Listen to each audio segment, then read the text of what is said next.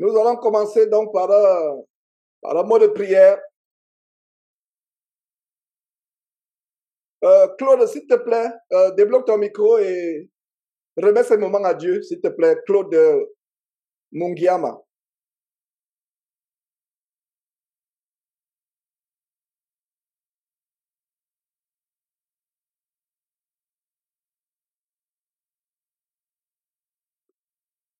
Allô?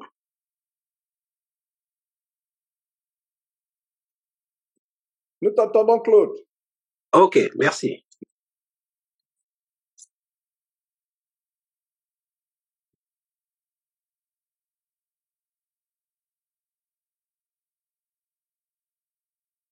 Seigneur Dieu, tendre Père, nous venons te rendre grâce. Nous venons nous assembler, Seigneur Dieu, en ce jour de grâce que tu as fait. Au nom de notre Seigneur et Sauveur Jésus-Christ, nous venons remettre ce moment que tu permets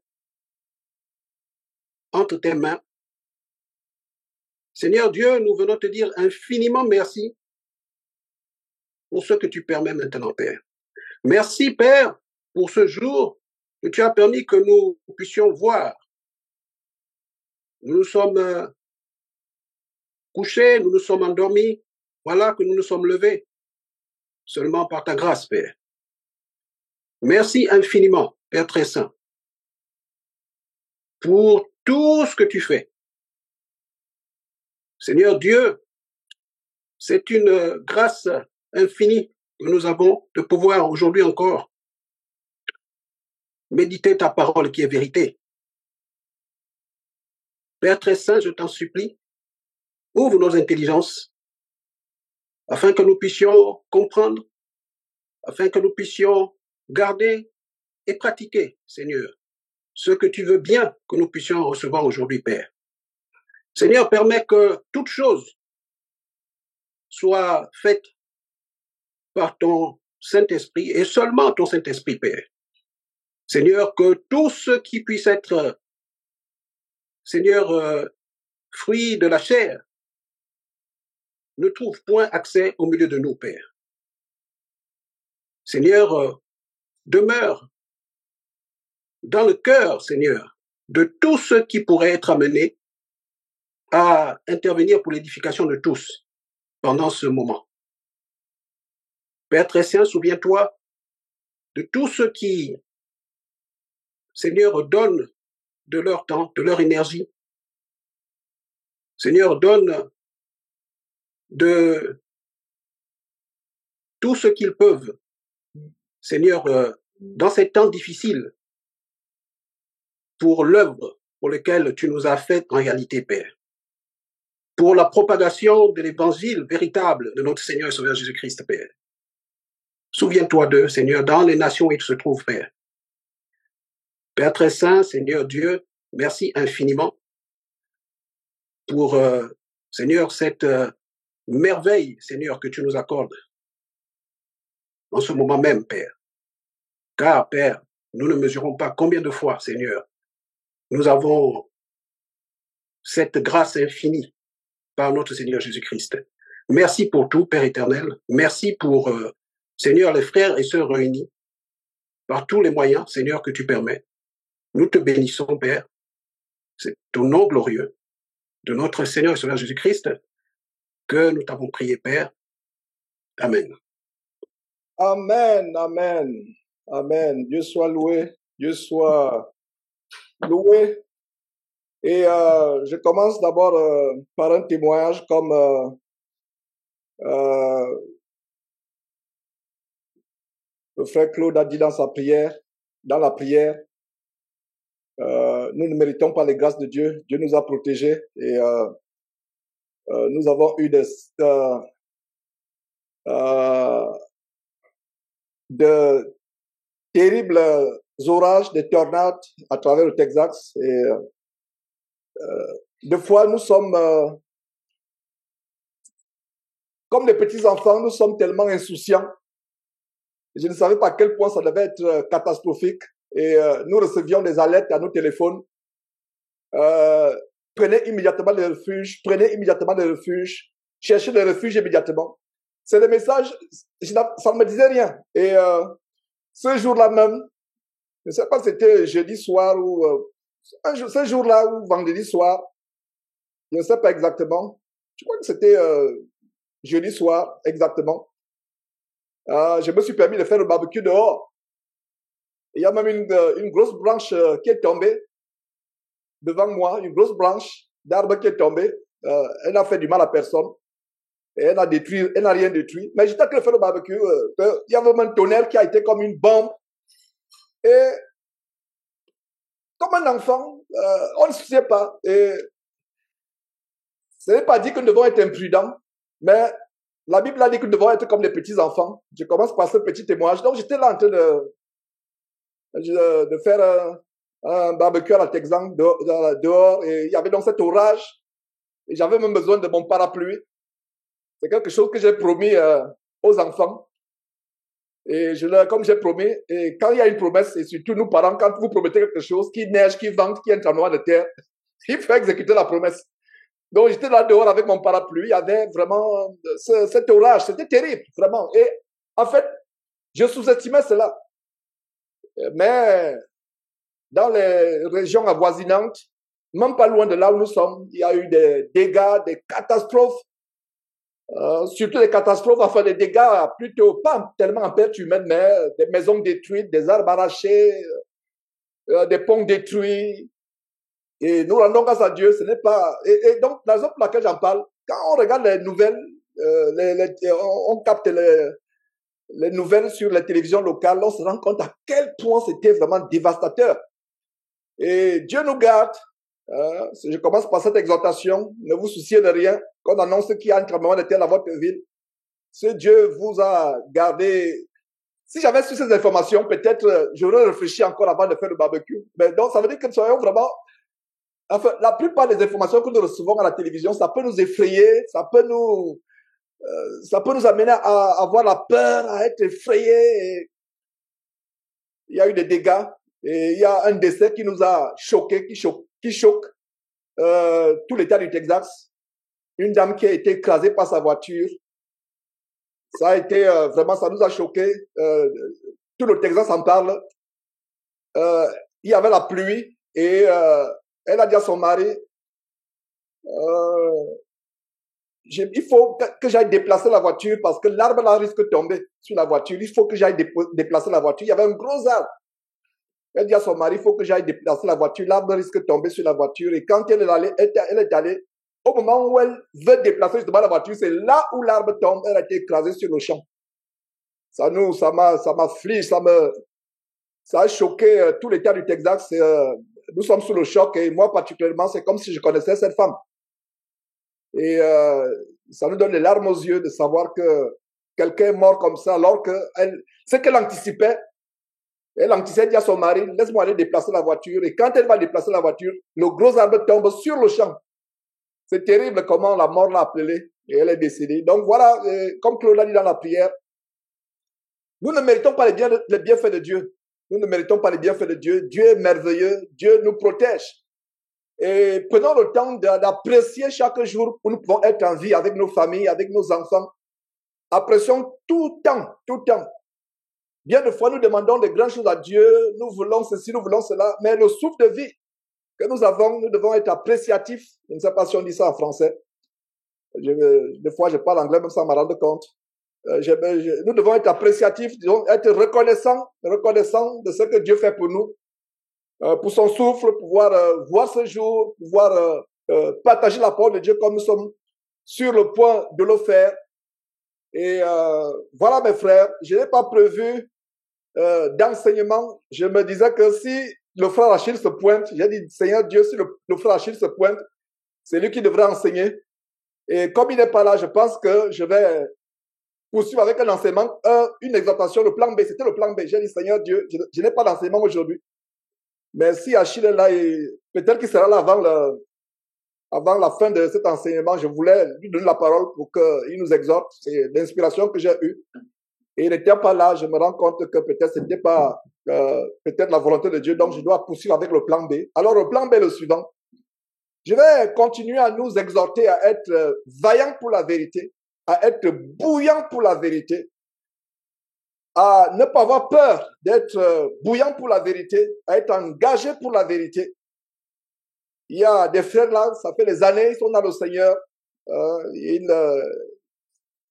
disent qu'ils ne sont pas prêts. Le jour où vous avez décidé de donner votre vie au Seigneur Jésus-Christ, vous êtes prêts. Il n'y a pas à dire que je n'ai pas l'expérience, je ne peux pas aller témoigner à mon voisin, je ne peux pas dire à mon collègue comment ce que Jésus a fait pour moi, je ne peux pas dénoncer les œuvres des ténèbres parce que je suis jeune, ou bien parce que je suis nouveau dans la foi, ou bien parce que je suis encore un enfant. Nous devons être prompts à nous engager, nous engager. Il y a ce merveilleux homme, l'apôtre Pierre. Qu'est-ce qui s'est passé avec l'apôtre Pierre? Le jour où l'apôtre Pierre est baptisé, c'est le jour-là où il fait un grand sermon. Il est baptisé du Saint-Esprit. Le jour, ce n'était pas 2 semaines après, ce n'était pas 1 mois après, ce n'était pas 2 ans après. Pierre n'a pas d'abord dit aux frères, laissez-moi d'abord être en formation, laissez-moi d'abord... Non, le même jour inspiré par Dieu, il a commencé à ouvrir sa bouche et parler. Le même jour, la même seconde. Comparez cela aux frères qui sont là 2 ans, 3 ans, 4 ans, ils n'ont jamais contribué à ce que quelqu'un se convertisse. Le travail est immense. Le travail est immense et nous devons vraiment nous engager à ce travail, nous appliquer à ce travail. Le travail est immense, mes frères et sœurs. Soyons bouillonnants pour la vérité, soyons vaillants pour la vérité. Il n'y a pas d'âge. Il n'y a pas de temps. Même si vous êtes encore imparfait, même si vous ne connaissez pas encore profondément la parole de Dieu. Nous vous avons l'exemple d'Apollos à Actes chapitre 18. Apollos ne connaissait que le baptême de Jean. C'est tout ce qu'Apollos connaissait. Mais que dit la parole de Dieu? Que disent les Écritures? Apollos était tellement fervent, bouillonnant. Il enseignait dans les synagogues, il ancrait, il enseignait. Et ça attire l'attention d'un merveilleux couple, Aquilas et Priscille. Ce couple a donc pris Apollos et l'a amené dans sa maison. Donc ne dites pas, je ne suis pas encore prêt, je ne suis pas équipé. C'est dans le monde qu'on est prêt. C'est dans ces églises qu'on est prêt. On va dire, ah non, tu ne peux pas commencer à dénoncer ou enseigner. Tu es encore jeune, tu es encore nouveau converti, tu t'es converti il y a 1 semaine, il y a 1 mois, il y a 6 mois, attends encore. Non, il n'y a pas à attendre. Les temps sont mauvais. Les gens vont en enfer tous les jours. Tous les jours, les gens vont en enfer. Et si vous avez la vérité, vous ne dites pas. Et ma prière, c'est qu'il y ait le feu entre les jeunes gens. Des jeunes gens qui se convertissent. Comme Germain qui s'est converti, qui s'est baptisé il y a quelques semaines, il y a environ 2 mois à Robinson. Et que beaucoup de jeunes gens s'engagent à ce travail et que les aînés qui sont dans la foi depuis des années, qu'ils se réveillent. Donc, c'est le message que j'ai, le plan B, tout en espérant qu'on pourra peut-être, je me suis dit, si dans les 20 minutes, 15 minutes, Achille n'est pas là, ok, donc je continue avec cette exhortation, à ce que nous puissions être vaillants pour la vérité. Soyons vaillants pour la vérité. Vaillants. Il y a des gens qui disent, ah, moi j'ai peur. Je ne peux pas me lever et dénoncer, j'ai peur. Je vous assure que si vous avez peur pour votre vie, vous n'êtes pas prêt à servir le Seigneur Jésus-Christ. C'est même pas la peine. Si vous avez peur pour votre vie, ah, on va m'attaquer, on va me tuer, on va... Non. En ce qui me concerne, mes enfants m'en sont témoins. Je leur dis tous les jours, je suis déjà mort en Christ Jésus. Donc ne soyez pas surpris de ma mort. Ils ne seront pas surpris. S'ils sont surpris, c'est qu'ils n'ont pas entendu mes enseignements. Ils n'ont pas écouté mes enseignements. Ils ne seront pas surpris. Je peux mourir tous les jours et ma prière, c'est que je meure en Christ. Voilà ma joie. Mourir dans ce monde physiquement, peut-être je pourrais manquer à mes enfants, à mon épouse. Non, mais soyons prêts. Jésus dit quoi? Lisons ce verset, mes frères et sœurs. C'est un encouragement à vous engager pour la vérité sans honte. N'ayez pas honte de prêcher pour l'évangile. N'ayez pas honte. Lisons ensemble ce verset. Et ces paroles du Seigneur Jésus-Christ reviennent dans tous les évangiles. Incroyable. Il y a des paroles de Jésus-Christ qui sont dites en Marc, Matthieu, Jean et Luc n'en ont pas parlé. Certains évangiles en parlent, mais d'autres n'en parlent pas. Mais nous avons ici des paroles du Seigneur Jésus-Christ qui sont prononcées dans tous les 4 évangiles. Ça veut dire que c'est tellement important. Commençons par là. Parce qu'il y a beaucoup de gens qui disent que non, je ne vais pas m'engager à dénoncer. Il y a des mauvaises choses qui sont passées dans l'église où je suis. Hein? Il n'est pas donné aux femmes peut-être de dénoncer, aux femmes d'enseigner. Mais les frères, n'ayez pas peur de dénoncer le mal. N'ayez pas peur d'exposer votre vie pour la vérité. Peu importe on va voir comment l'apôtre Paul, peu importe votre âge, peu importe le nombre de temps que vous avez dans le ministère, prenez le temps d'être engagé, avoir le feu pour Dieu. Avoir le feu pour Dieu. Ma prière, c'est que dans cette génération, il y a des gens qui soient vaillants pour la vérité. Il y a un manque de courage pour la vérité dans cette génération. Il y a un manque de courage pour la vérité. Il y a les frères qui sont hésitants. Ah, est-ce que je suis prêt? Dès que tu es un disciple du Seigneur Jésus-Christ, dès que tu as la bouche, tu peux parler, tu es prêt. Ça ne commence pas, c'est pas nécessairement une grande audience. Ça peut commencer par quelqu'un, ton voisin, ton collègue, ton camarade de classe. Ça peut commencer par quelqu'un devant toi. Témoigne-lui ce que Jésus a fait pour toi, ce que Jésus-Christ a fait pour toi. Soyons bouillants pour la vérité. Alors, lisons ces 4 versets. C'est un même verset, des paroles du Seigneur Jésus-Christ. Ça revient dans dans tous les évangiles. Ça veut dire que c'est tellement important. C'est tellement important au point où Matthieu, Marc, Luc et Jean en ont parlé. C'est tellement important que Luc, Matthieu, Jean en ont parlé. C'est tellement important. C'est tellement important. Alors, commençons par Matthieu chapitre 10, verset 39. Que dit Matthieu chapitre 10, verset 39? C'est les paroles du Seigneur Jésus-Christ. Celui qui conservera sa vie la fera quoi? La perdra. La perdra. Et le Seigneur Jésus fait référence à la perte de la vie pour l'éternité. Celui qui conservera sa vie, ah, moi je ne peux pas m'engager. Moi j'ai peur. Mes enfants sont encore jeunes. Hein? J'ai peur des sorciers. J'ai peur des attaques mystiques, des attaques physiques. C'est que tu n'es pas prêt. Tu n'es pas prêt. Il faut être prêt. Il faut être prêt à dénoncer. Si tu ne dénonces pas, tu es coupable du mal. Et la Bible nous donne un avertissement. On a vu cet avertissement en Romains chapitre 1, verset 18. La colère de Dieu se déclenche du ciel contre toute impiété des hommes qui retirent la vérité captive. Pendant des années, je comprenais ce verset comme étant les faux pasteurs qui ne disent pas la vérité. Mais récemment, je vous ai donné une autre révélation de ce verset, à savoir que nous-mêmes ici présents, nous pouvons être coupables de ce verset. Tu as reçu la vérité, tu la caches pour toi. Nous avons un challenge de prêcher la parole de Dieu autour de nous.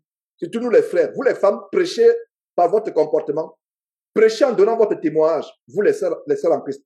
Mais pour nous les frères, soyons au front pour l'évangile. Regardez un pays comme les États-Unis. Regardez un pays comme les États-Unis. Regardez, et il n'y a pas d'homme dans ce pays qui prêche la vérité.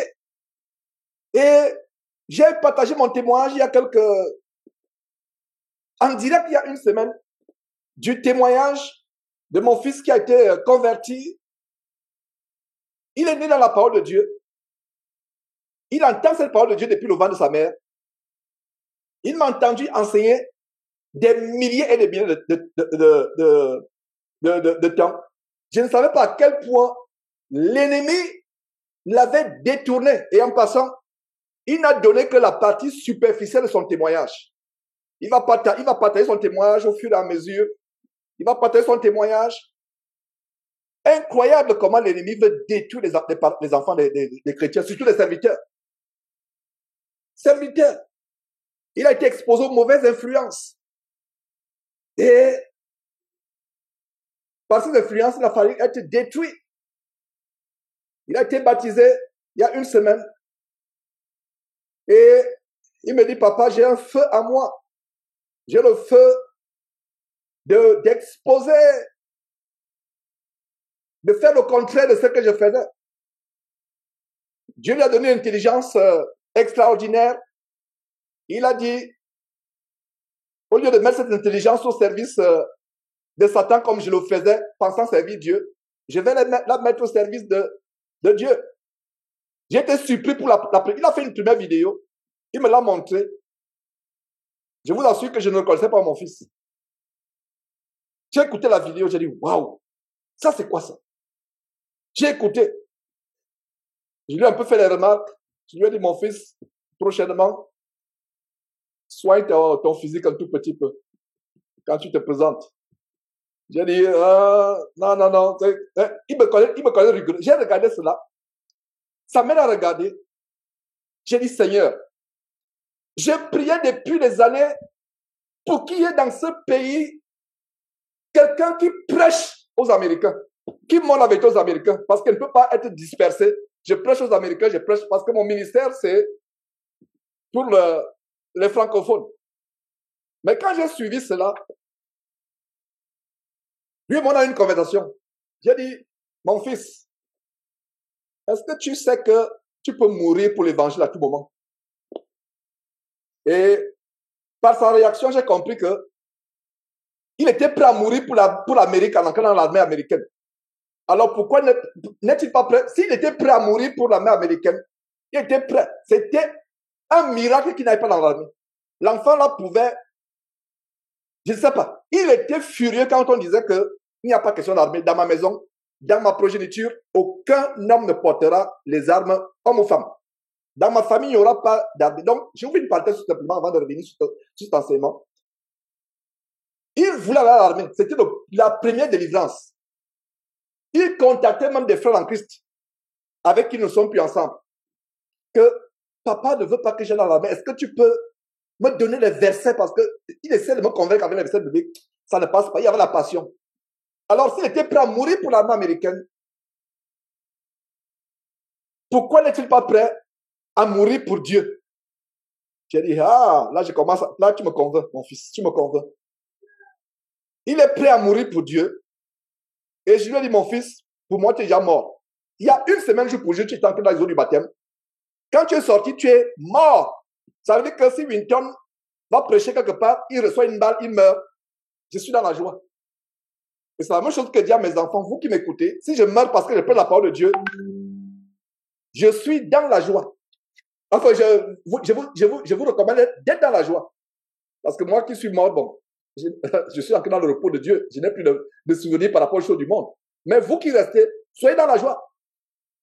Ne pleurez même pas. Chantez les cantiques. Parce que mourir en servant Dieu, il y a le travail dans ce pays. Donc, quand je l'ai suivi, j'ai dit, Dieu, vraiment, véritablement, selon Ésaïe chapitre 55, verset 8, je crois, tes pensées ne sont pas nos pensées, nos voix ne sont pas nos voix. Je priais Dieu pour qu'il y ait quelqu'un qui peut parler aux Américains, qui peut exposer, que Dieu sait nous surprendre. Je ne savais pas que cette personne sortirait de ma propre maison. Donc, je t'encourage, Winton, devant l'Assemblée ici. Ton travail est approuvé de Dieu et approuvé par moi. Je t'encourage, mais je réitère une fois, devant les frères et sœurs, que l'humilité soit le saut sur ton front. Parce que quand on commence à exposer ces choses, surtout si Dieu nous a donné des talents, ça peut mettre à nous l'orgueil. Ça peut mettre à nous l'orgueil. Et la Bible nous avertit d'ailleurs. Donc, en tout cas, ce qui me concerne, tant qu'il est sous mon toit, il y a des garde-fous en béton superbement armés. C'est pas possible. Il y a des garde-fous. Hein? Il a enseigné tous les jours.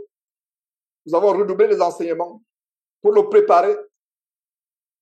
Et ce que je lui ai dit, ce que je dis à vous les jeunes, à toi Lionel, tiens coup, et à vous, tous les jeunes, je lui dis, soyez versés dans les Écritures. Il faut que tu sois versé dans les Écritures. Et je lui ai imposé un emploi de temps.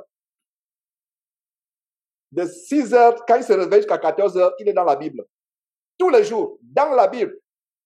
Et je veille à cela. Tous les jours de 6 heures, il le fait tous les jours. Nous mettons une pause sur lui-même. Il m'a dit, papa, j'aimerais servir Dieu à plein temps. Bon, j'avoue que j'y réfléchis encore. Mais c'est ce qu'il lui m'a dit. Il va être à plein temps. L'école, là, ce n'est pas... Et on avait même prévu brûler son diplôme de baccalauréat le jour de son baptême. J'ai mis ça de côté. Je vais m'assurer que ce n'est pas de l'émotion pour le moment. Cet enfant a le feu en lui. Il a un feu terrible en lui pour le moment. Et que ce feu reste. Donc, tous les jours, parole de Dieu. Avant de faire quoi que ce soit, de 6 heures du matin au moins à 14 heures, avant de faire quoi que ce soit, tous les jours, parole de Dieu, il est dans la Bible. Il le fait tous les jours. Et pour nous tous, même nous qui servons, si vous avez le temps, passez le temps dans la parole de Dieu. Passez le temps dans la parole de Dieu. Donc, vraiment, je rends grâce à Dieu, je suis dans la joie. Et quand j'ai suivi cet enfant, j'ai dit, oh Seigneur, je ne pouvais pas imaginer, même dans mon rêve le plus fou, que mes yeux verraient quelqu'un sortir de ma maison en train d'être plus radical que moi. Cet enfant est plus radical que moi. Je vous assure. Il est plus radical que moi. Son radicalisme, même un taliban a dépassé. Non, il est plus radical. Et très radical. Je ne sais même pas si quand même à la maison ici, c'est quelqu'un qui il ne blague pas. Quand vous le voyez, il sourit à peine. Il sourit à peine, il parle à peine. Il est toujours dans son coin. Il sourit à peine. Ses petits sœurs ont très peur de lui et je rends grâce à Dieu de ce que ses petits sœurs ne s'amusent pas avec lui. Donc, ses petits sœurs et frères. Très dur, il est même plus dur que moi. Mais nous avons besoin de cette dureté aujourd'hui parce que les temps sont mauvais. Et je rends grâce à Dieu, je suis dans la joie. Je profite de cet enseignement d'encouragement pour donner ma joie. Et c'est vraiment, je ne pouvais pas savoir que Dieu nous surprend. Ma prière, c'était qu'il y ait les jeunes. Et ma prière, c'est que Winton ne soit pas le seul. Donc, si tu es aux États-Unis, tu m'écoutes. Et tu veux servir Dieu, je suis là prêt pour te motiver. Je ne suis pas seul, il y a beaucoup de familles qui suivent Jésus-Christ, qui sont ici, comme la sœur Césarine à Washington. Beaucoup ont des enfants américains qui sont ici comme Winton. Je vous encourage. Je suis prêt à mettre toutes les ressources afin qu'il y ait une nouvelle armée. Parce que s'il y a 5 jeunes radicaux dans ce pays, oh là là, il y aura un bouleversement. Mais aussi, écoutez ceci, et surtout à Winton, je m'adresse aussi à toi particulièrement. Les attaques seront nombreuses. Donc, j'espère que tu as bien réfléchi. J'espère que tu es sûr de ce que tu es en train de faire. Je ne doute pas de ton engagement. Mais les attaques seront nombreuses. Plus que les attaques que j'ai reçues. Parce que les Américains ne s'amusent pas. Surtout quand tu leur dis que l'homosexualité n'est pas une bonne chose. Oh là là! Oh là là! Ça veut dire que tu peux dire tout. Ne touche pas les transgenres. Non. Et surtout ici, nous marchons avec... Enfin, pas moi. Les gens marchent avec les pistolets. Comme si vous aviez le portefeuille. Il est là. Ils sont prêts à tirer. Donc, avant que ce soit lui, que ce soit tous les jeunes qui me suivent, quand on commence à prêcher, on s'expose à Satan, à la fureur. Il est furieux. Il est furieux. Il est furieux. Mais le travail va se passer. Je regarde vraiment mes frères, je suis dans l'émotion parce que je ne savais pas. Une semaine après le baptême, que je devais avoir un autre témoignage. Donc quand il est venu me trouver dans la chambre, je ne sais pas ce que je faisais, il me dit, papa, regarde ceci. J'ai regardé, j'ai dit, waouh, ça c'est fort. Ça c'est fort. Humainement, j'aurais dit, ça c'est dangereux. Si c'était un papa charnel, je lui ai dit, mon fils, ne t'expose pas comme cela. Mais nous devons être prêts pour mourir.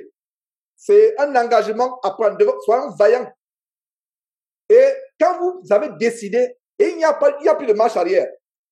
Donc, que ce soit toi, Winton, que ce soit tous les frères qui m'écoutent, qui aimeraient s'engager avec toi, par la grâce de Dieu plus tard, sachez que il n'y a plus de marche en arrière. C'est pas, autant non pas commencer que de commencer, il n'y a plus de marche en arrière, il n'y a pas de retraite. Tu travailles pour le Seigneur jusqu'au dernier jour. Jusqu'au dernier jour. Soyez encouragés par rapport à cela. Donc, je rends grâce à Dieu. Je ne savais pas que de ma propre maison, je devais recevoir exactement cette prière. Donc, prions pour cet enfant. Encourageons-le. Mettons-le dans leur prière. Et soyez, qu'il soit, c'est vraiment un instrument du Seigneur par rapport à ce pays. Il va faire beaucoup de choses et il est tellement obéissant. Et j'aimerais que cette obéissance demeure. Qu'il ne soit pas enflé d'orgueil. Parce que quand vous commencez à exposer de grandes choses, vous allez secouer les forteresses. Qu'il soit humble, qu'il demeure humble. Et que son humilité redouble. Que son humilité redouble. Et ma prière, c'est que tu ne sois pas seul dans ce pays. Que d'autres jeunes gens te joignent. Ils pourront être enseignés. Nous avons les ressources. Tu es dans un très bon endroit. Cette maison, vous voulez t'engager à servir le Seigneur, tu es dans un meilleur endroit parce que moi, c'est la parole de Dieu matin, midi, soir. Nous parlons la parole de Dieu à longueur de journée dans cette maison. Il n'y a pas autre chose. Donc, quelqu'un ne peut même pas s'égarer. Le seul moyen pour un enfant de s'égarer, c'est de sortir de la maison. Tu ne peux pas rester là et dire que non. Sors de la maison. Voilà, tu fais ta vie. Mais tant que tu es sur mon toit, c'est la parole, matin, midi, soir, matin, midi, soir. Tu es même fatigué. Si tu es fatigué, tu ne peux pas écouter. Comme on dit, la porte est ouverte. Mais ma prière, c'est que la porte ne soit pas ouverte, que c'est plutôt la porte pour le royaume de Dieu qui soit ouverte. Donc, c'est un grand témoignage. Je rends grâce à Dieu pour cela. Là, il y a le travail à faire. Il y a tellement de choses à dénoncer. Il y a tellement de choses à dénoncer dans ce pays. Tellement de choses à dénoncer. Tellement. C'est même un travail, pas 24 heures sur 24 heures. C'est un travail 100 heures sur 24 heures. J'espère que vous avez compris. Parce qu'une journée n'a pas plus de 24 heures. Mais c'est un travail 100 heures. C'est un travail même 1000 heures sur 24 heures. Dénoncer l'abomination dans ce pays. Mais en même temps, veillant sur soi-même. Et Dieu m'a donné hier, quand j'avais mon partage biblique avec lui, et en passant aussi avec la famille qui profite de cet enseignement que j'ai fait avec lui particulièrement, nous sommes entrés en profondeur dans 1 Corinthiens chapitre, pas 1 Corinthiens, 1 Timothée chapitre 4, et je leur révélais qu'en fait, 1 Timothée et 2 Timothée, c'est des livres à étudier en profondeur pour les jeunes gens comme lui qui s'engagent. À étudier en profondeur, tout y est. Tout y est dans 1 Timothée et 2 Timothée. Donc nous sommes allés en profondeur hier et j'ai publié ça. Vous pouvez aller suivre, vous francophones, et appuyer le CC. Ça peut aussi vous édifier. Donc voilà mes frères, je rends grâce à Dieu de ce que on pourra étendre cette trompette au monde anglophone. Parce que le monde anglophone, quelle est la langue la plus parlée dans le monde? Ce n'est pas le français, malheureusement. Ce n'est même pas le mandarin, c'est-à-dire le chinois. Non. La langue la plus parlée dans le monde, c'est quelle langue? L'anglais. Même les Chinois parlent anglais. En Chine, allez en Chine, parler anglais, quelqu'un va vous entendre. Partout dans le monde, parler anglais, quelqu'un va vous entendre. Ce n'est pas le cas avec le français. Ce n'est pas, allez même ici au Texas, quand tu parles français, quelqu'un se retourne et dit ça c'est quelle langue ça? Il ne sait même pas que c'est le français. Peut-être à Washington encore, c'est possible. À Washington, on va dire parlez-vous français? Quelqu'un se retourne et dit je dis voilà c'est le français. Mais ici au Texas, quand tu parles français, tu dis ça c'est quoi? C'est le bambara ou bien c'est, je ne sais pas, c'est le chinois. Non, c'est vrai ce que je suis en train de dire, ils ne savent pas. Donc la langue française, c'est quoi? 14 pays africains, le Canada, une petite partie du Canada, la France, et en passant, pour ceux qui ne le savent pas, le Texas est 14 fois la France. Donc imaginez-vous, vous prenez la France, multiplié par 14, ça fait le Texas. Donc la France, la Belgique, la Suisse, ça c'est le français dans le monde. Donc, nous rendons grâce à Dieu de ce que ce ministère a retenti dans le monde francophone. Les gens ont écouté la parole. Mais nous voulons des jeunes gens, surtout les jeunes gens, Parce que ça relève pour toucher le monde anglophone. Et je rends grâce à Dieu de ce qu'une porte est ouverte par rapport à cela. Je rends grâce à Dieu. Alors, retournons. Achille n'est toujours pas là. Donc, je pense que c'était vraiment la volonté de Dieu que je parle de ces choses. Donc, je vais donc à Marc. Donc, regardez ce que Jésus dit. Marc chapitre 10. Et c'est tellement important que tous les évangélistes, je vais dire les évangiles ont repris cela. Matthieu chapitre 10, verset 39. Verset 39. Lisons-moi à partir du verset 38. Celui qui ne prend pas sa croix et ne me suit pas n'est pas digne de moi. Beaucoup de prédicateurs pensent que prendre la croix de Jésus, c'est figurativement parlant. Non. Non. C'est pas figurativement parlant. Tu peux être crucifié physiquement pour Jésus-Christ. Je dis bien physiquement. C'est arrivé à quelques personnes au Pakistan. Je pense qu'en 2014, 2015 ou 2013, j'avais dénoncé cela. Les gens qui sont torturés à travers le monde, sciés, brûlés vifs, crucifiés. Prendre sa croix, c'est figurativement parlant et au sens propre. Donc, si tu n'es pas prêt à mourir pour Jésus-Christ, qu'est-ce que nous avons donné pour qu'il meure pour nous? Qu'est-ce que vous et moi nous avons donné? Et toi, tu vas conserver ta vie? Je ne dis pas par là que nous devons souhaiter mourir pour Jésus-Christ. Non, ne me comprenez pas mal. Nous ne devons pas souhaiter mourir pour Jésus-Christ. Ne me comprenez pas mal. Mais s'il faut mourir pour Jésus-Christ, qu'il en soit ainsi. Et ce sera une grande joie de mourir pour le Seigneur Jésus-Christ. Les gens meurent pour l'Amérique. Regardez les Marines, les gens de la Navy. Ils vont en guerre. Et ils sont glorifiés parce qu'ils sont morts pour l'Amérique. Les gens sont prêts à mourir pour l'Amérique et toi, tu n'es pas prêt à mourir pour Christ. Soyons prêts à mourir pour notre Seigneur et Sauveur Jésus-Christ, pour ce qu'il a fait pour nous. Et je vous assure que il n'est pas donné à n'importe qui de mourir pour Christ. C'est un privilège de mourir pour Christ. Surtout vous les mamans qui êtes émotionnelles. Ah, vraiment, mon fils, est-ce que tu es sûr? Vraiment, mon fils, on peut te tuer là-bas, au front, on peut te tuer. Par la grâce de Dieu, nous serons sur le terrain. Nous serons sur le terrain avec Winton pour la grâce de Dieu. Et je disais à Comfort que quand on va commencer, on dit seulement au revoir, on dit seulement Comfort. Si ce n'est pas le retour, peut-être on se verra au ciel par la grâce de Dieu. On sera prêt sur le terrain à prêcher l'évangile.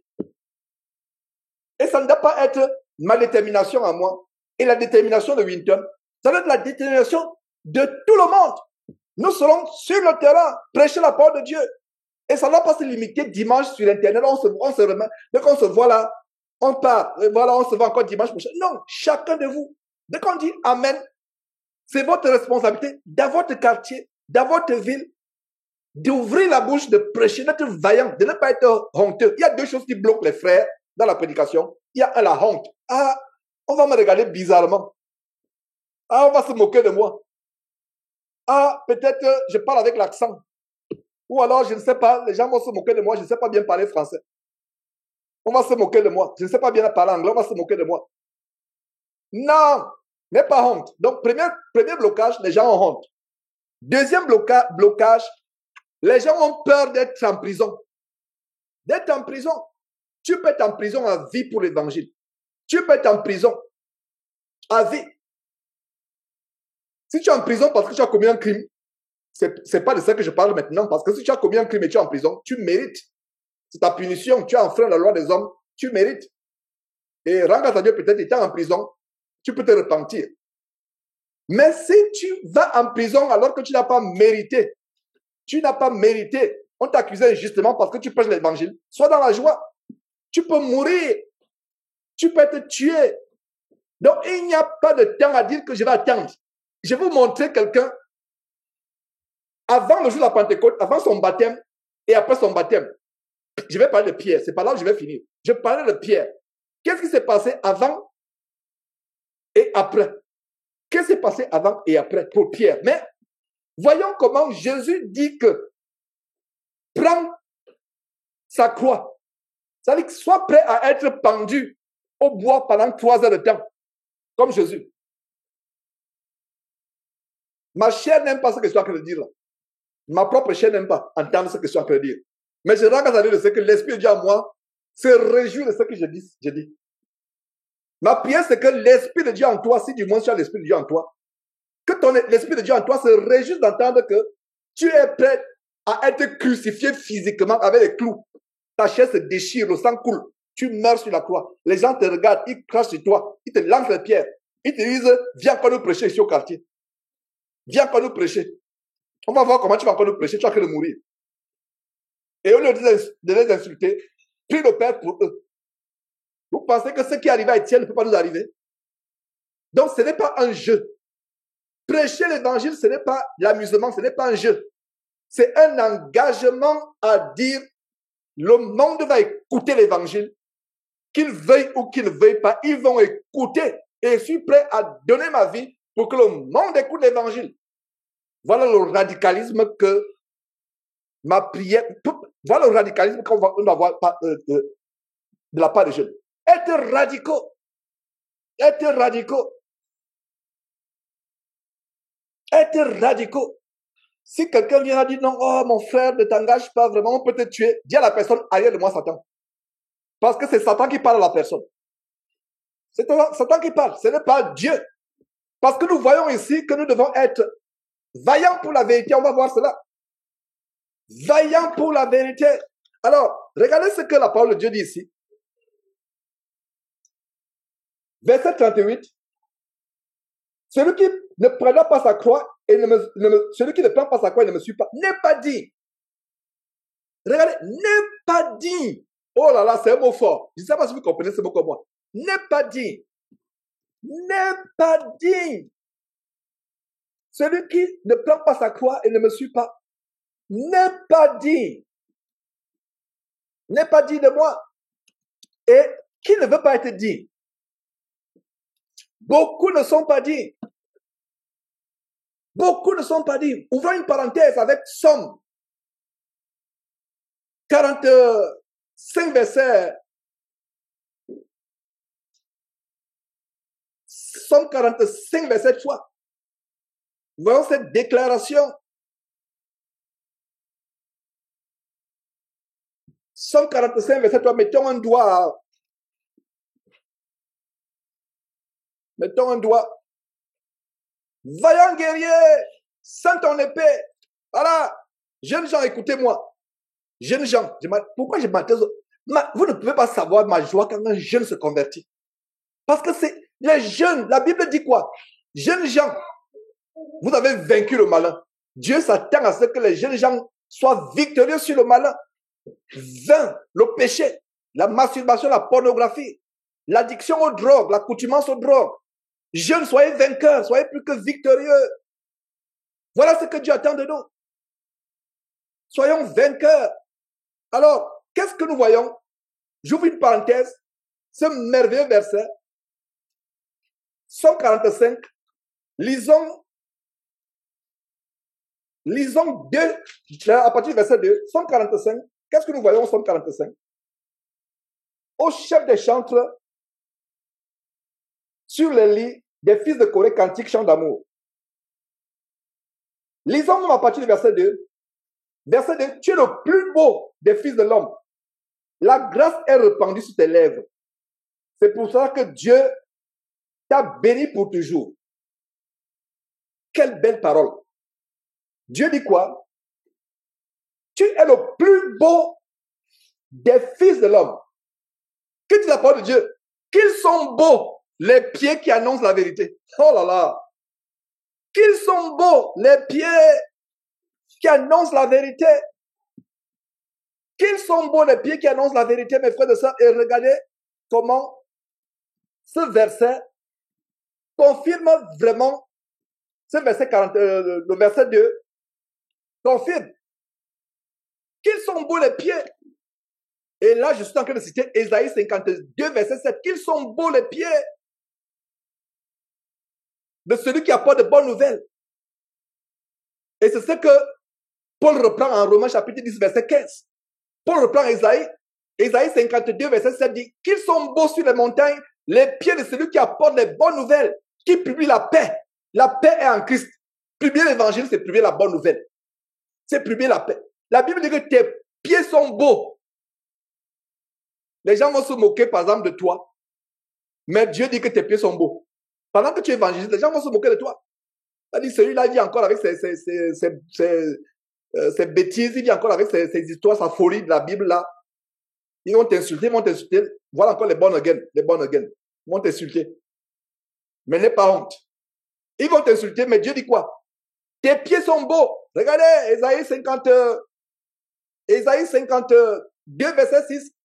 Qu'ils sont beaux sur les montagnes, virgule, les pieds de celui qui apporte de bonnes nouvelles, qui publie la paix. Quand Jésus a commencé son ministère, il apportait quoi? La bonne nouvelle de l'évangile. Donc les pieds de Jésus étaient beaux. Toi, mon frère qui apporte la bonne nouvelle, la Bible dit que tes pieds sont beaux. Tu publies la paix de Christ. De celui qui apporte de bonnes nouvelles, qui publie le salut. Regardez, oh là là, mémorisez ce verset 52, ce verset 7 d'Ésaïe 52. Ésaïe 52, 7, mémorisez ce verset. Je relis, qu'ils sont beaux sur les montagnes. C'est même poétique, c'est comme un poème. Qu'ils sont beaux sur les montagnes. Les pieds de celui qui apporte de bonnes nouvelles, qui publie la paix, de celui qui apporte de bonnes nouvelles, qui publie le salut, de celui qui dit à Sion, ton Dieu règne. Et Sion pour nous aujourd'hui, Sion, c'est une image de l'église, la vraie église, l'église pure du Seigneur Jésus-Christ. Donc toi qui prêches la bonne nouvelle, qui annonce la paix aux gens, qui annonce le salut, Dieu te voit comme étant beau. Il voit tes pieds comme étant des pieds beaux. Et c'est ce que l'apôtre Paul reprend en Romains chapitre 10. Notons ce verset vont de pair. Ésaïe 52, verset 7, va de pair avec Romains chapitre 10, verset 15, qui dit, comment y aura-t-il des prédicateurs s'ils ne sont pas envoyés, selon qu'il est écrit. Et Paul en train de citer justement Ésaïe 52, verset 7, Paul en train de dire, selon qu'il est écrit où? Ésaïe 52, 7, il est écrit qu'ils sont beaux, les pieds qui annoncent la paix, les pieds qui annoncent de bonnes nouvelles. Oh, frères et sœurs, surtout mes frères, n'êtes-vous pas encouragés par ces versets? Regardez comment Dieu nous voit. Dieu nous voit étant beaux. Le monde peut nous voir étant méprisables, étant vulgaires, étant vils, étant vilains.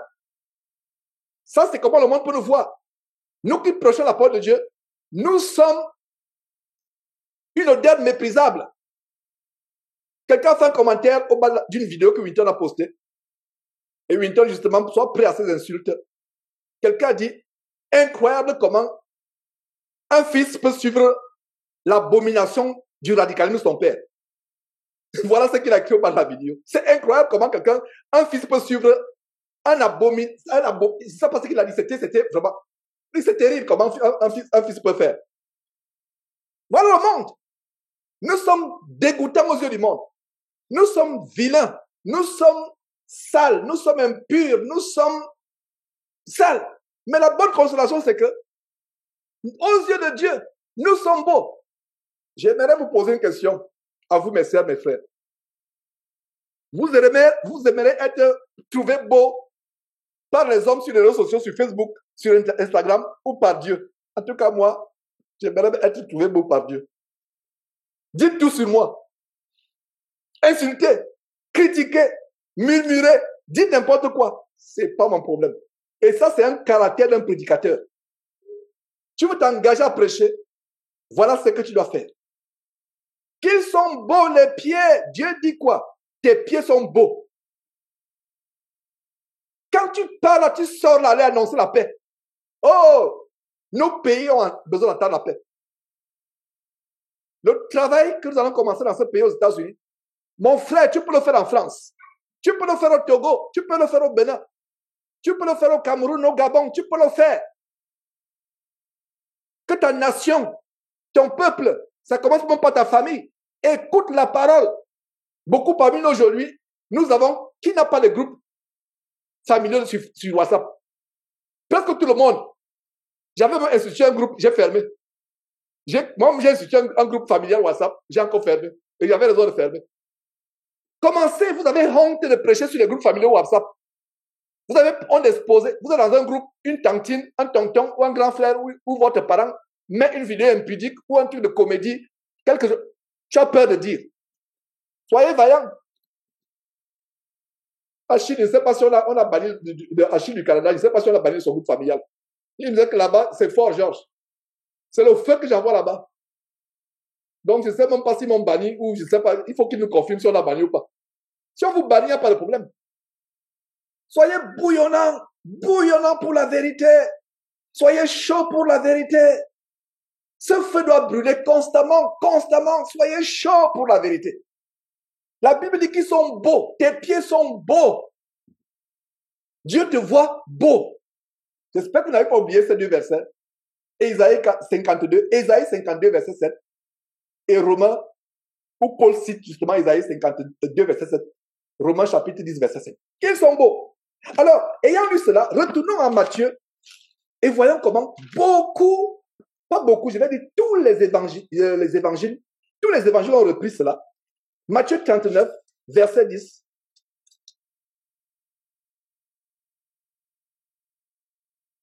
Il n'y a pas de Matthieu. Plutôt Matthieu 10, verset 39, le contraire. Il n'y a pas de Matthieu 39. Donc, plutôt Matthieu 10, verset 39, il a dit quoi? Celui qui conservera sa vie la perdra. Et celui qui la perdra à cause de moi, Jésus parle de lui-même, à cause de moi, la retrouvera où? Pour l'éternité dans le royaume de Dieu. Pour l'éternité, la retrouve. Je crois ce verset.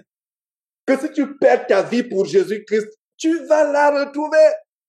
Mais si tu as honte de perdre ta vie pour Jésus-Christ, tu la perdras en effet. Tu la perdras en effet. Tu vas la perdre et bien même. Bien même. Alors, étant reparti à Matthieu, lisons même la raison pour laquelle je vous amenais à Psaume. Psaume 45. Voilà la raison pour laquelle je vous amène à Psaume 45. Je vais mettre ces versets ensemble.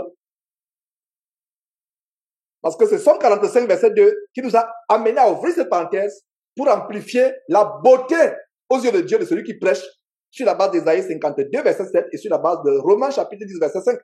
Alors, retournons dans Psaume 45, verset 2. Tu es le plus beau des fils de l'homme. Donc, celui qui prêche l'évangile, Dieu le voit comme étant le plus beau des fils de l'homme. Le monde ne le voit pas ainsi. La grâce est répandue sur tes lèvres. Donc, quand tu ouvres ta bouche pour prêcher l'évangile, la Bible dit que la grâce de Dieu est sur tes lèvres. C'est pour cela que Dieu t'a béni pour toujours. Voilà. Il y a une bénédiction à prêcher. Et nous voyons cette bénédiction ici aujourd'hui. Prêche l'évangile. Dieu va te bénir pour toujours. Ça veut dire que pour l'éternité. J'espère que vous êtes encouragés à être vaillant pour la vérité. Ce verset, Dieu me bénit. S'il ne te bénit pas, mon frère, je te plains. Si ce verset ne t'amène pas à te lever là où tu es et à commencer à prêcher l'évangile, je te plains. Le verset 2 est un encouragement grand. Le verset 2 dit quoi?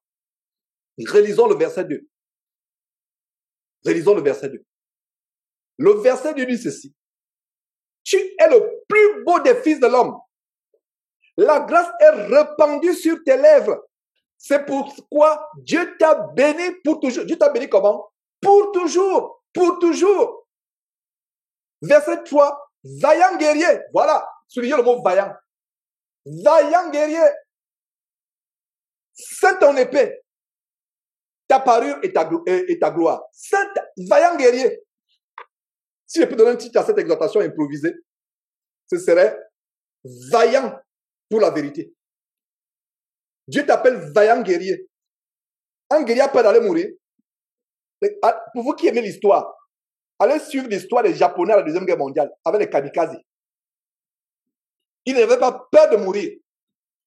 Ils n'avaient pas peur de mourir. Ils avaient des petits avions et ils ont rendu la vie dure aux Américains. Aux Américains. Et en passant, Les enfants japonais savent que c'est eux qui ont gagné qui ont rapporté la Deuxième Guerre mondiale. Mais on sait aux enfants américains que c'est plutôt l'Amérique qui a gagné. Je ne sais pas qui quoi. Je préfère garder ce que je pense dans mon cœur sans vous le révéler. Mais les enfants japonais, les kamikazes, en français on dit kamikaze, mais en japonais ça c'est kamikaze. Les kamikazes, et ça veut dire que c'était les gens prêts à mourir. Pourquoi il n'y a pas les kamikazes pour Christ? Ils mouraient pour défendre le Japon et pour aller en enfer brûler éternellement. Je reprends. Ils mouraient pour défendre le Japon et aller mourir en enfer éternellement. Donc tu vas mourir pour défendre les États-Unis. Tu vas mourir pour défendre la France, après tu vas en enfer éternellement. Mourons pour défendre la cause de Christ et nous irons au ciel éternellement. Vaillants, soyons des kamikazes chrétiens. Vaillants pour la vérité. Tu n'as pas peur. Tu n'as pas honte. Regardez même les musulmans, les terroristes. Nous, chrétiens, nous ne tuons pas pour aller au ciel. Mais il y a une frange des musulmans, je ne sais pas si c'est tous les musulmans, mais il y a une frange des musulmans intégristes. On a dit que si vous mourrez vous mourrez, vous faites l'intifada. L'intifada, ça veut dire tuer pour le démon appelé Mahomet. En fait, ce n'est pas Mahomet qui est démon. Il y a une entité satanique derrière Mahomet. Si vous mourrez, vous aurez 72 vierges au ciel. Incroyable. Donc, il faut tuer quelqu'un pour aller avoir 72 vierges au ciel. Ça, c'est l'enfer. Ce n'est pas les vierges au ciel, c'est 72 vers qui ne s'éteindront jamais. Qui va les enrouler matin, midi, soir. Des vers. Des gros vers. Jésus parle de ces vers-là. Monstrueux. Voilà les 72 vierges qu'ils auront. Des vers qui n'ont jamais sucé le sang humain. Voilà, des vers vierges. Voilà ce qui attend les gens qui tuent pour disant qu'ils auront les vierges au ciel. Ils auront 72 vers monstrueux. En passant, vers commence par V, vierge commence par vers. Peut-être c'est une inspiration, ce qu'il vient de dire là. Je ne sais pas, mais je vous donne mon opinion. Ils n'auront pas 72 vierges au ciel. Ils auront 72 vers monstrueux. Les vers s'enroulent sur toi. Ils ne s'éteignent jamais. Ils n'ont jamais bu le sang humain. Les vers de l'enfer attendent avec hâte pour sucer les hommes qui seront en enfer. Je connais une sœur avec nous ici au Texas. Elle n'aime pas les vers. Rien que ce verset la met dans l'air. Quand il a découvert cette écriture de Jésus qui dit qu'il y a un vers qui se dit moi, je vais faire tout faire pour aller au ciel. Elle déteste seulement les vers. Elle n'aime pas voir les vers. Donc voilà mon verset pour elle. Quand elle veut pécher, elle passe à un vers qui sont en enfer. Donc, regardez, les gens de l'intifada, ils tuent pour les 72 vers qui vont rencontrer en enfer. Mais nous, Jésus ne nous demande pas de tuer. Jésus te demande d'ouvrir ta bouche, de parler de l'évangile avec vaillance, avec force, avec courage. Voilà mon travail. Mon travail, c'est de motiver les jeunes. Non seulement les jeunes, même les anciens parmi nous qui ont été refroidis pendant des années. Mon travail, c'est de nous motiver. Jeunes gens, levez-vous. Soyez vaillants pour la vérité. Dans cette génération, on ne trouve plus les jeunes gens vaillants pour la vérité. Ils sont vaillants pour autre chose. Ils sont vaillants pour l'armée, pour défendre leur pays. Ils sont vaillants pour je ne sais pas quoi, pour gagner l'argent. Mais ils ne sont pas vaillants pour la vérité. Ma prière, c'est qu'il y ait une génération de personnes qui sont vaillants pour la vérité. Donc, continuons avec ce verset. C'est une parenthèse que nous ouvrons en Somme 45. Révisons le verset 2. Non, on a déjà lu le verset 2. Maintenant, passons un peu de temps au verset 3. Vaillant guerrier, ceint ton épée. Que dit la Bible à Éphésiens chapitre 6, verset 17? La parole de Dieu, c'est l'épée de l'esprit. Est-ce que vous voyez comment ce verset biblique s'accorde, s'agence? Tout ce que nous sommes en train de voir, ça s'agence. Mes frères, je vous rappelle que je n'avais pas pour intention d'enseigner ce matin. Je n'avais pas d'enseignement. Mais dès que j'ai ouvert ma bouche, Dieu nous exhorte. Je n'avais pas d'enseignement. Je me suis dit, j'ai pensé à Achille. J'ai dit, Achille, peut-être si Achille est là, je vais lui passer la parole. Et je pensais, bon, il se pourrait que... Et je n'aime pas appeler. Pas que je n'aime pas appeler. Ce que je veux dire, c'est que je n'aime pas dire, Achille, est-ce que tu peux enseigner demain? Non. On ne planifie pas avec Dieu. Il faut être surpris. Hein, parce que quelqu'un oh, Achille, ou bien frère David, ou bien frère, je ne sais pas tel, frère Franck, est-ce que tu peux enseigner demain? Après, tu vas aller commencer à préparer une dissertation. Non, non. Enseigner, c'est que tu dis, Seigneur Dieu, voilà que je dois enseigner. Je ne sais pas ce que je vais dire. Ouvre ma bouche et remplis-la et que ton peuple présent reçoive. Voilà ce qui se passe. Dieu m'est témoin. Je n'avais pas en idée mentalement d'entrer. Achille est presque là tous les dimanches. Pourquoi le jour où j'ai en idée qu'Achille enseigne, je reviens encore sur soyons vaillants. Ce que nous avons, ça c'est le thème il y a 2 semaines. Soyons ambassadeurs pour Christ. N'est-ce pas le thème qu'on a vu il y a 1 semaine? Être des ambassadeurs pour Christ. Est-ce que vous les frères, écoutez-moi, normalement quand il y a les femmes qui se lèvent là, qui ouvrent les chaînes, vous êtes responsables. C'est votre timidité qui font que les femmes là se lèvent pour ouvrir les chaînes.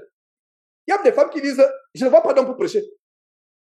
Il y en a précieux aux États-Unis. Vous savez, les gens qui dénoncent aux États-Unis la fausseté, c'est les femmes. Il y a même quelqu'un de Houston qui m'a dit, il y a une femme là, oh, regarde sa vidéo. Dès que j'ai seulement ouvert la vidéo, je n'avais même pas encore entendu ce que la femme disait. J'ai répondu au monsieur. Le monsieur avec nous à Houston, j'ai dit au monsieur, cette femme a un esprit de python. Il s'est énervé, il me dit, donc tu penses que c'est toi celle qui a la vérité? Il s'est énervé. Il est parti. 2 semaines ou 3 semaines après, à peu près, je ne sais pas exactement, mais des semaines après, il revient et me dit, Georges, oh, la femme là, tu as un esprit de python. Pourtant, je ne suis pas entré en profondeur. Et quand tu vois la femme, elle est couverte, plus tard, en regardant les vidéos, tu vois la femme est couverte, elle est couverte, une noire américaine. Elle dénonce les faux pasteurs. Et ça captive les gens. Les gens disent, ah tiens, il n'y en a pas. Si vous voyez une femme ici, la plupart des gens, des influenceurs, ou je ne sais pas qui dénoncent la fausseté ici, c'est les femmes. Pourquoi? Il n'y a pas d'hommes. En France, là-bas, j'ai l'impression qu'en France, il n'y a même plus un seul homme en France. En dehors de vous qui êtes connectés avec moi ici présentement, effectivement. Mais en dehors de vous qui êtes avec moi ici, j'ai l'impression qu'il n'y a pas d'homme, il n'y a pas d'homme en France. En dehors de l'église de Paris, en dehors des frères et sœurs comme des frères, vous. Mais j'ai l'impression, il n'y en a pas. Il faut qu'il se lève des gens qui prêchent l'évangile, qui sont vaillants pour la vérité. Vaillants pour la vérité. Qui prêchent. Donc, il y a des femmes, quand vous voyez comment ça s'appelle, il y a une là qui m'avait calomnié, confortez-moi, je ne sais même pas comment ça s'appelle, c'est même pas la peine. Elles sont nombreuses, elles sont là. Claire Andoun même, elle-même s'est levée. Claire Andoun, j'aimerais plus revenir sur cette partie de sa vie, etc., ce qu'elle a fait, elle n'est plus avec nous. Je l'ai averti plusieurs reprises, elle n'a pas voulu m'écouter, elle n'est plus avec nous aujourd'hui. Même elle-même disait qu'il n'y a pas de frères, il n'y a pas de frères. Ils sont où? Il n'y a pas de frères. Lisons rapidement Romains. Par rapport au fait qu'il n'y a pas de gens. Même le Saint-Esprit manifeste cela par rapport à l'apôtre, par l'entremise de l'apôtre Paul.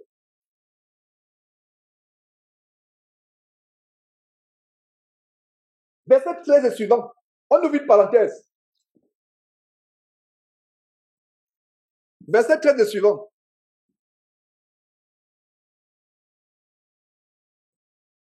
Verset 13 et suivant.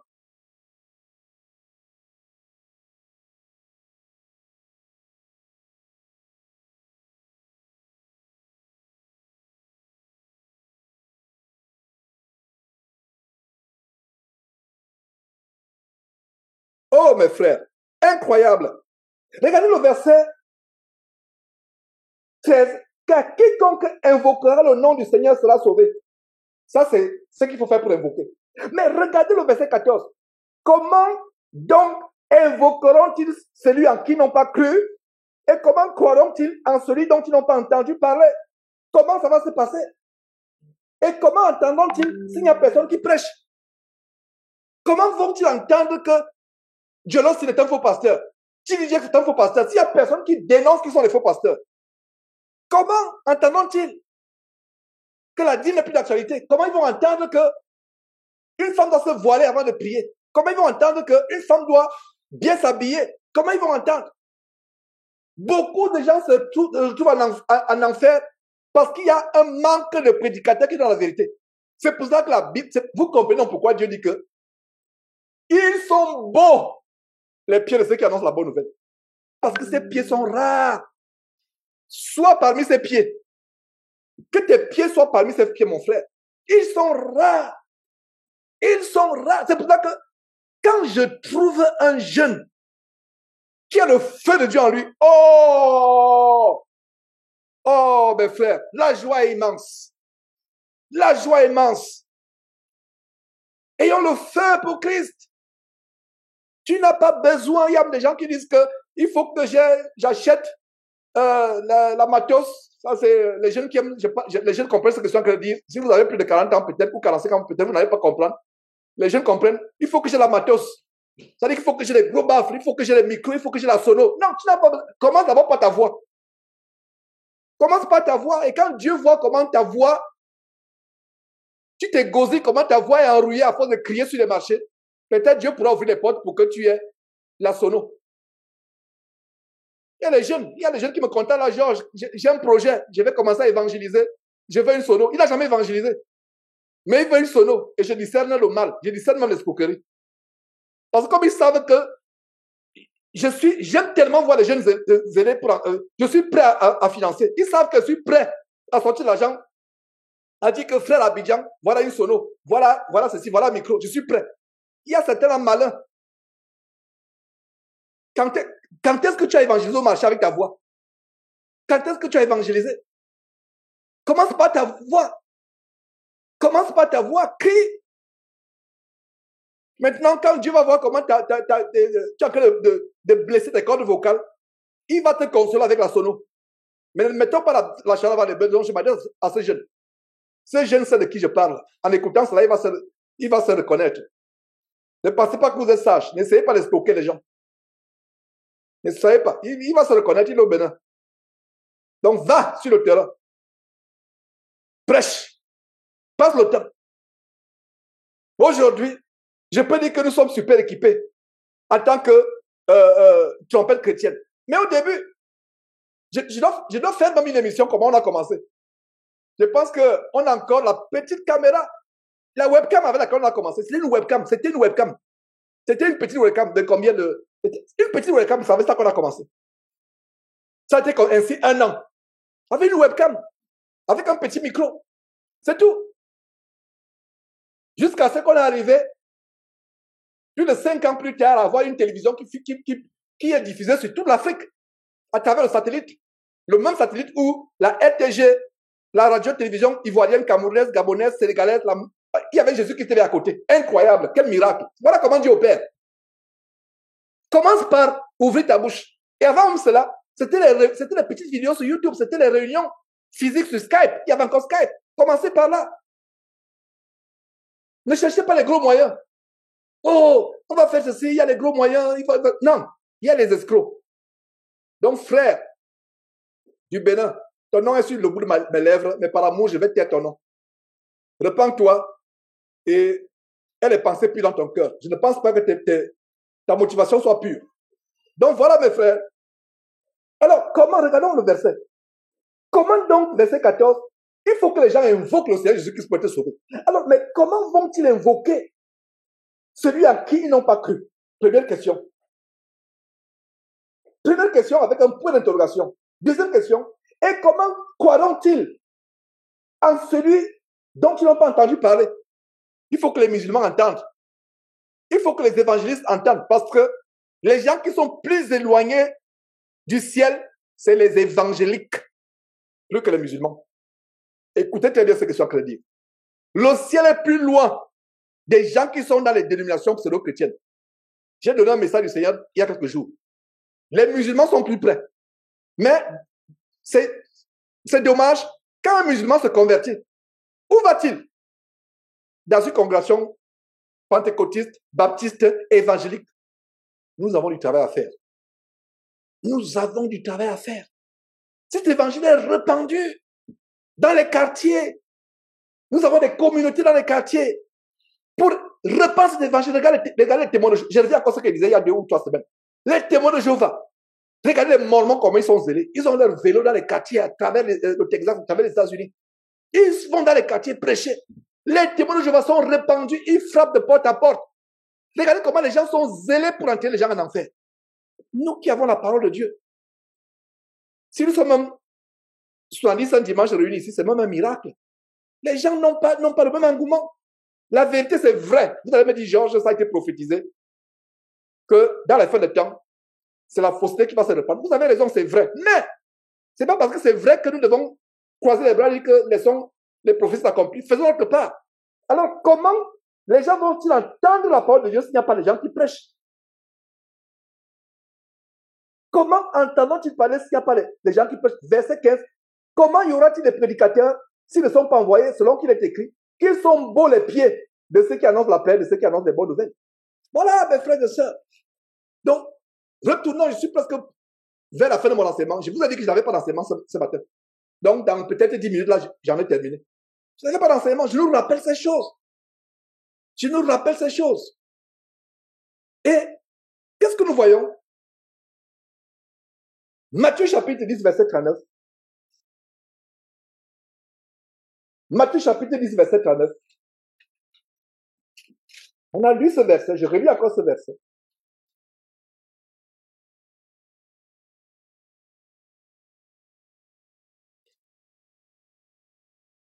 Celui qui conservera sa vie la perdra, et celui qui la perdra à cause de moi la retrouvera. Sois prêt à perdre ta vie. Sois prêt à être vaillant. Regardez comment Marc, donc voyons tous les versets, notez seulement. Maintenant, Marc chapitre 8, verset 35 dit, celui qui voudra sauver sa vie.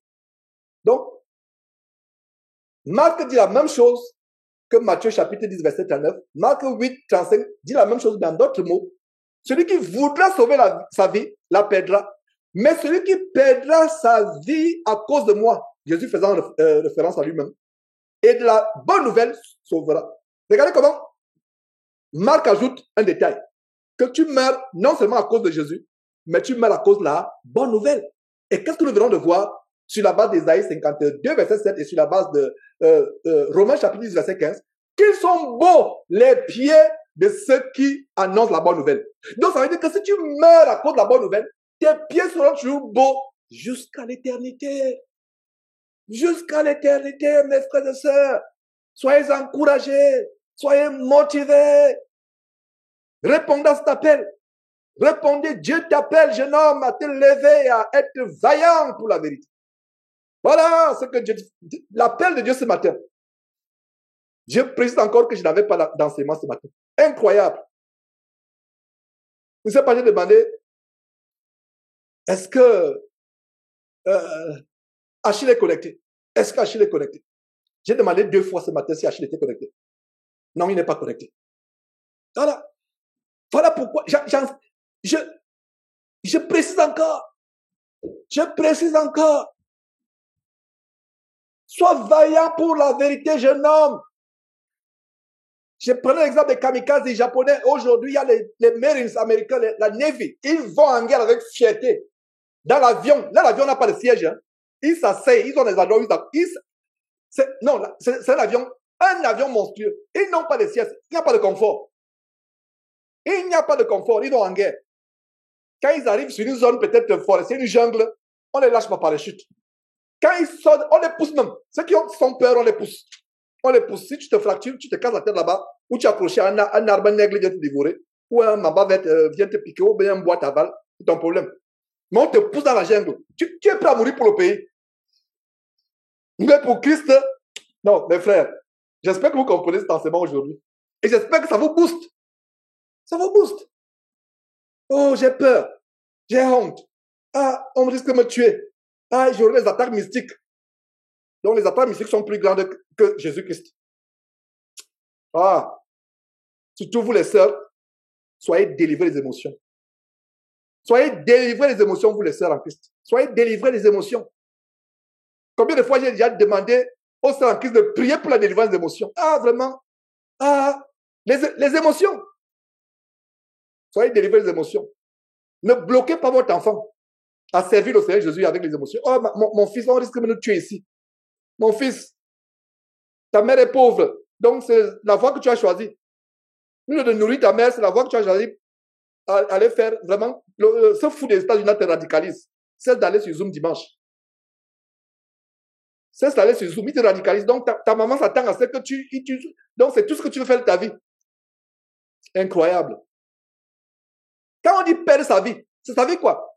Ta vie professionnelle, ta vie financière, les projets d'entreprise, les projets que tu as, tu sacrifies, tu perds, tu dis, ok, j'avais des projets pour être millionnaire.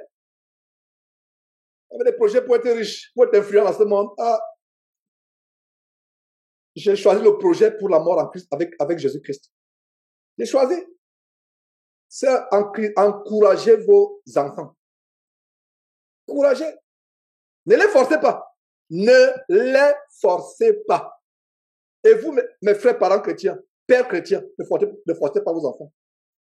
Ne forcez pas. Laissez-les.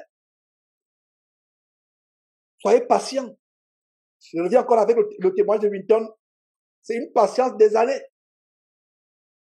Il y avait la discipline, en même temps la patience. Le jour où la délivrance est arrivée, c'est arrivé. Je ne m'y attendais pas. Je ne m'y attendais pas. Première délivrance, le baptême. Et une semaine, non pas une semaine, 2 jours après, l'enfant fait une vidéo. Il vient me montrer, me dire que, qu'est-ce que tu en penses? Je regarde comme ça, j'écoute, je dis, waouh. Je n'avais pas, j'étais sans voix. J'étais sans voix. Sa mère était sans voix. Qu'est-ce qu'on va faire? On encourage. On dit, hé, mon fils, donc tu as pris cette voix-là. Bravo, continue. Tu as notre support. Tu as notre support. Soyons engagés pour la vérité, soyons vaillants. Regardez comment Marc reprend la même chose. Marc reprend la même chose en disant quoi? Celui qui voudra sauver sa vie la perdra, celui qui perdra sa vie à cause de moi, et de la bonne nouvelle. Donc, Marc ajoute, et de la bonne nouvelle. Qu'en est-il de Luc? Luc 17, 33 dit la même chose. Dit la même chose. Celui qui cherchera à sauver sa vie la perdra. Et celui qui la perdra la retrouvera. C'est dit Jean. Tous les 4. Ça veut dire c'est important. Si vous voyez, je vous donne un secret, j'ouvre une parenthèse. Si vous lisez les paroles de Jésus-Christ, vérifiez si ces paroles sont reprises par tous les évangélistes. Même si c'est dit par un, c'est la parole, ça a tout son impact. Mais si c'est repris par plus de 2, mieux encore, c'est repris par tous les 4. Matthieu, Luc, Marc, oh là là là là, c'est merveilleux. Tous ont retenu cela. Est-ce que vous voyez? Parce qu'on ne peut pas tout retenir. Chacun a été un témoin. Chaque auteur, entre guillemets, nous savons que c'est Dieu qui est l'auteur de toutes choses, mais comprenez mon expression, auteur, ça dit celui qui a écrit, qui a reçu de Dieu les évangiles. Chacun a rendu le témoin du Christ et des paroles de Christ. Et non pas, ils se complètent. Ce que Marc a oublié, Jean complète. Ce que Jean a oublié, Matthieu complète. Ce que Matthieu a oublié, lui complète. Mais tous n'ont pas oublié ce qu'on a fait de lire là. Tous. Quand il s'agit de vouloir perdre ta vie, tu vas là. Ça veut dire que c'est important. Est-ce que vous voyez la révélation que je viens de vous donner? Si vous voyez tous les 4 rappeler les paroles de Jésus, et c'est les exercices que vous devez faire. Vous tous qui lisez la Bible, jeunes gens, que ce soit vous qui êtes ici avec moi actuellement, que ce soit vous qui m'écoutez, et même pas les jeunes gens, tout le monde, quand vous commencez à lire la Bible, les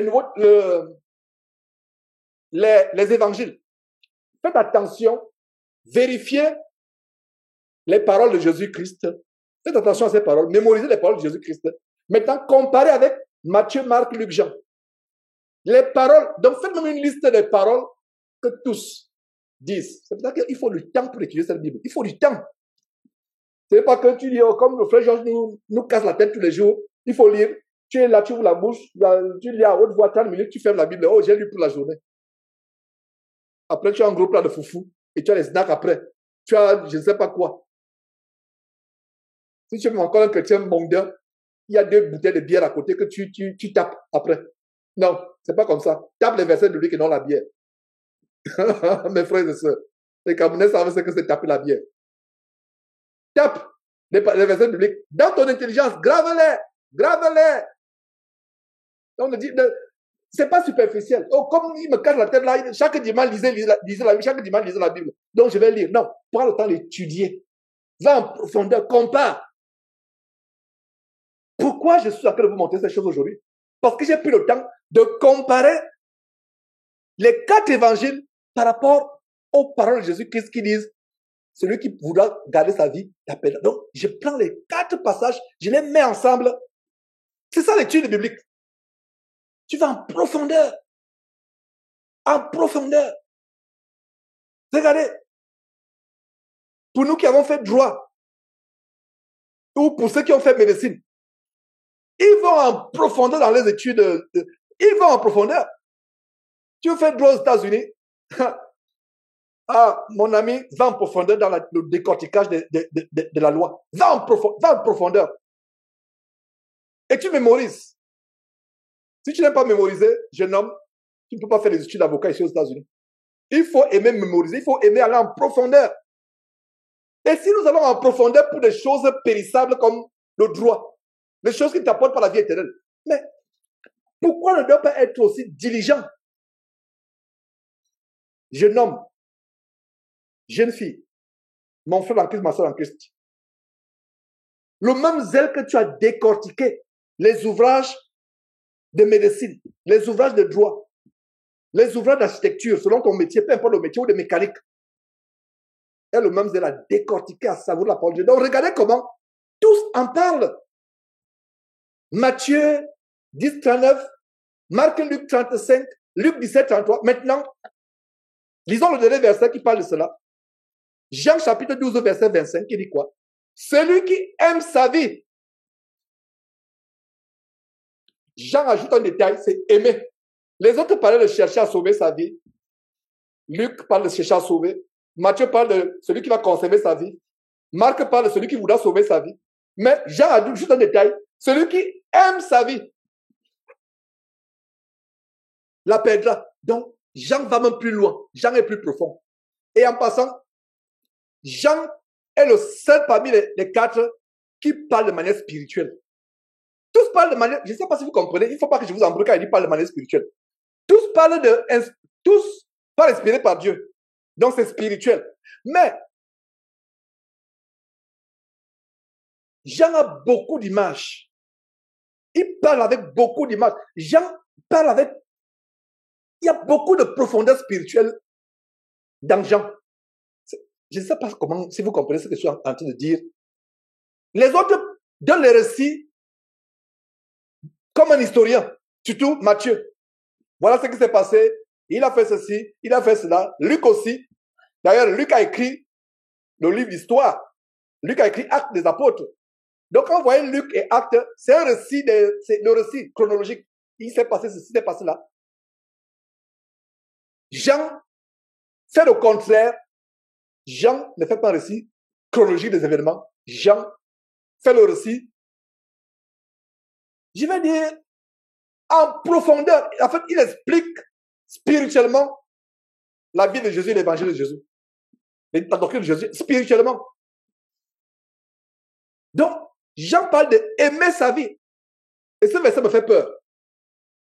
Donc, aimer sa vie. À quel point aimons-nous notre vie? Dieu dit quoi? Tu aimes ta vie, tu vas la perdre. Tu aimes ta vie. Combien de personnes qui aimaient leur vie sont dans les morgues ou mangent en maintenant là? Ils sont tués. Ils sont morts. Ils sont dans les morgues. Ils sont en train de t'enterrer. N'aie pas peur de perdre ta vie. Et qu'est-ce que la parole de Dieu dit ici? Hais ta vie. Celui qui aime sa vie la perdra. Celui qui hait sa vie dans ce monde la conservera pour la vie éternelle. Voilà l'évangile de Jésus, qu'est-ce que je prêche. Et qu'est-ce que les faux pasteurs vous enseignent? Devenez grand. Soignez votre vie. Notre meilleure vie maintenant. Oh là là. Winton, je ne sais pas ce que Dieu va t'inspirer. Mais si j'étais à ta place, je commencerai à attaquer Joel Osteen en profondeur. Pas attaquer physiquement, mais entrer en profondeur dans ses enseignements. Notre meilleur moi maintenant. Notre meilleur moi maintenant. My best life now. My best life now. Notre meilleure vie n'est pas maintenant sur terre. Notre meilleure vie est au ciel. Tous les chrétiens des États-Unis, my best life now. Money, come right now to me. Money, come right now to me. Ils sont là, ridicules. Ils disent, argent, viens maintenant à moi. Argent, tout le monde. Le pasteur dit, money, come right now to me. Tout le monde crie, money, come right now to me. Promotion, come right now to me. Big house, come right now to me. Grosse maison, viens maintenant à moi.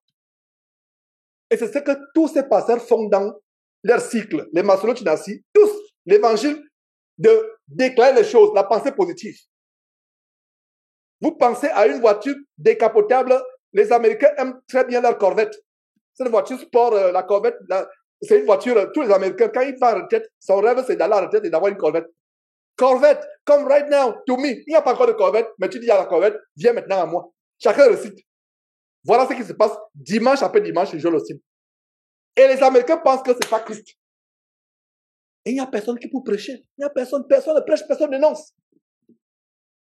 Parce que si vous dénoncez, quelqu'un va écouter. Et cette personne n'aura pas d'excuse. Le jour du jugement, ah, je n'avais pas écouté. Dieu va te dire qu'il y avait un jeune homme. Quand tu l'as regardé, tu donnais même 13 ans, tu donnais 14 ans, tu l'avais méprisé. Tu as dit, cet enfant-là, qu'est-ce qu'il a en train de faire? Il allait faire des études, il vient perdre le temps sur Internet là. Cet enfant te parlait. Mais tu n'as pas voulu. Et tu vas dire, ah Seigneur Dieu, je ne savais pas que c'était vrai. Ok, tu ne savais pas, il n'y a rien. Il ordonne à ses anges de te jeter là où tu mérites. Pour l'éternité. Vous voyez mes frères, terminons. Comme je dis, j'avais vraiment pas d'enseignement. Je ne sais pas si un frère a un témoignage ou quelque chose ou une exhortation. Ne dépassons pas 3. Exhortation ou enseignement par réunion. Alors, qu'est-ce que je voulais dire encore? Voilà, terminons par ceci. Là, 11h45, je pense qu'à 11h55 au plus tard, dans 5 minutes plus tard, je devrais passer la parole à quelqu'un d'autre parce que je n'avais pas à cœur d'enseigner ce matin. Mais j'ai prévu un plan B au cas où Achille ne devait pas être là. Alors,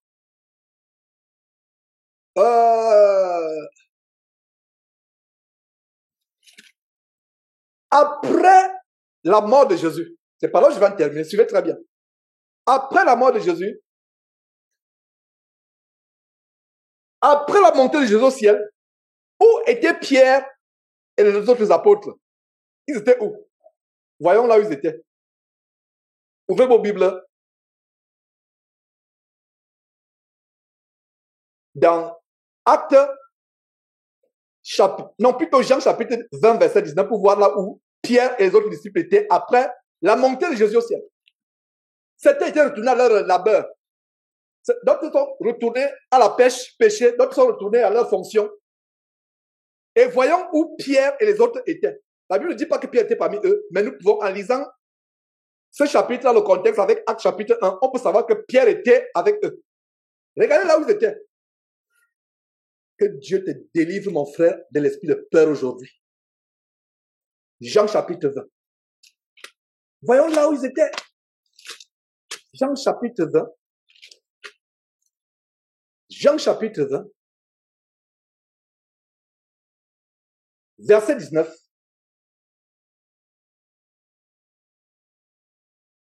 Et ça, c'est le récit de la résurrection de Jésus. Donc, Jésus est mort. Pardon, excusez-moi.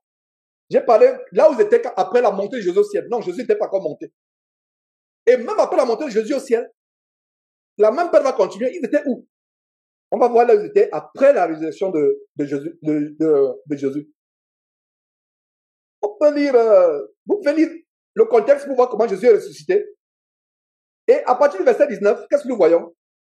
Le soir de ce jour, qui était le premier jour de la semaine. Le premier jour de la semaine chez les Juifs, c'est quel jour? Lundi, c'est ça? Non. C'est dimanche. Le dernier jour de la semaine, c'est sabbat. Sabbat. Samedi. Jusqu'à aujourd'hui, le premier jour de la semaine pour les Juifs, c'est dimanche. Alors, le premier jour, et c'est les détails. Ceux qui disent que Jésus est mort un vendredi et il est ressuscité un dimanche. S'il est mort vendredi et ressuscité un dimanche, ça continue la parole de Dieu qui dit qu'il a fait 3 jours et 3 nuits. Et voilà un petit calcul par lequel je ferme la bouche au grand mathématicien. qui sont grands mathématiciens, qui ont des doctorats en mathématiques, mais ils ne peuvent pas faire un calcul élémentaire. Alors, le soir de ce jour, qui était le premier jour de la semaine, les portes du lieu où se trouvaient les disciples, y compris Pierre, étaient fermées à cause de la crainte qu'ils avaient les Juifs. Voilà où Pierre se trouve. Voilà où Pierre se trouve après que Jésus soit mort. Et Jésus est ressuscité 3 jours et 3 nuits après. Jésus va se présenter au milieu d'eux. Mais pourquoi j'ai voulu ce verset? J'ai voulu ce verset pour vous révéler où Pierre et les autres disciples étaient. Ils étaient où? Derrière les portes fermées. Voilà où ils étaient. Et pourquoi étaient-ils derrière les portes fermées? À cause de la peur. Conclusion, mes frères et sœurs, la peur nous met derrière les portes fermées, physiquement et spirituellement. Oh, que Dieu fasse exploser ces portes derrière lesquelles tu te mets. La peur nous met derrière les portes fermées. La peur inhibe. Il y a une inhibition à cause de la peur. La peur bloque ton action. La peur bloque ce que tu peux faire. Non seulement la peur aussi, j'ajoute la honte. Tu vas aller prêcher dans la rue, au marché. La peur te bloque. Oh, on risque de me lapider là-bas avec les pierres. On risque de m'insulter. J'ai honte. J'ai honte. Et surtout vous les jeunes gens.